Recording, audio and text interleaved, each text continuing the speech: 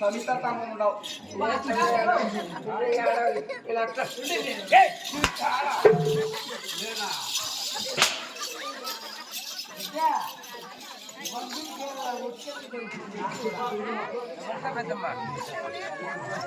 భార్య ప్రేసరా మన కోడలు చిన్నమ్మ అవును అత్త మామ అంటే ఏమాత్రం గౌరవించక అత్త మామల మాట ఏమాత్రం లెక్క లేకుండా ఉన్నది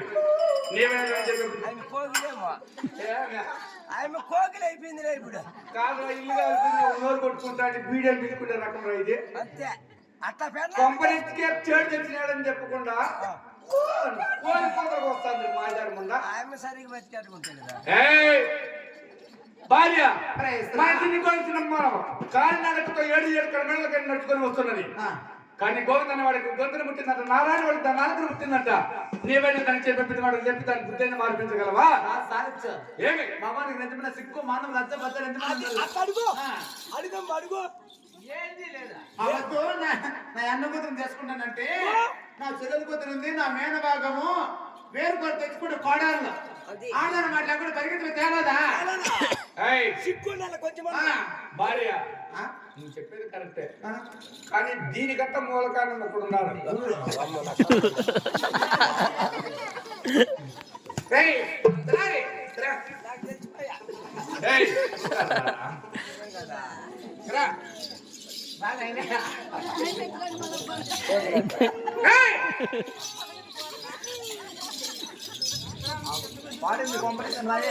భార్య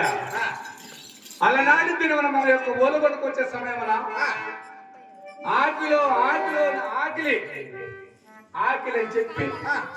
ఆ యొక్క కోవిడి మీదకి వెళ్ళి భోజన పానములు కట్టుకున్నామన్నా కానీ ఆకలి కాలలేక వాడు అరగాసం తాడడానికి అనుభవించి దాన్ని పెట్టేలాగా చేసి ఉన్నాడు ఈడే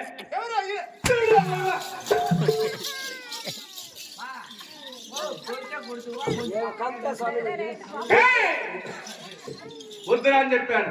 బా నీ చెల్లి కూతురు నీ నానభాగ్యం నీ మాట ఏ మాత్రం వినకుండా ఉండదప్ప అని చెప్పిన వాడు పెళ్లి కుదిరి ఇచ్చిన వాడు వాడే ఇప్పుడు వాని దగ్గర కూడా దాన్ని కుదిరి చెప్పించు నాకు సంబంధమే ఆనాడు నేనైతే పోయి చేయి పెట్టుకొని చెప్పు పెట్టుకోమని చెప్పు చూడు అందుకే వాడికి వంట గూడు పెట్టినట్టు సరిపోవు 3 పూటలు ఇంత కాస్తావు తర్వాత గూడు నా కొడుకు నాకు సంబంధం లేదు మా లోన్లు ఎదురు చచ్చిగా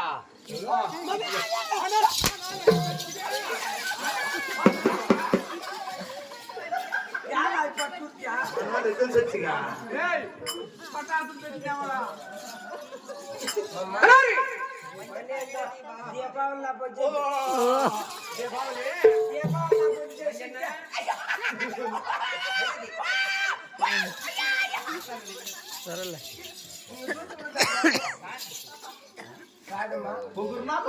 దీపావళి పొద్దున్న చేసి తపాసులు పెట్టిన నోరు పగిలిపోయి కలుస్తున్నావా నా కోడలు ఎక్కడుంది ఏమో పాప అమ్మాయి